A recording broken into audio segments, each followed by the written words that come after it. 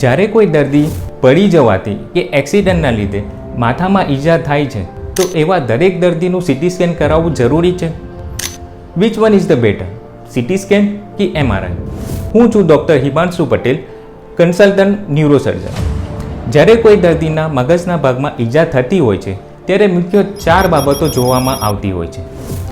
Number 1, શું દર્દી પડી ગયા પછી બેભાન થયા હતા કે હમણાં બેભાન અવસ્થામાં છે? નંબર 2, શું દર્દીને મલ્ટિપલ એપિસોડ ઓફ વોમિટિંગ થાય છે? નંબર 3, શું દર્દીના કાન, નાક, મોઢામાંથી લોહી વહે છે?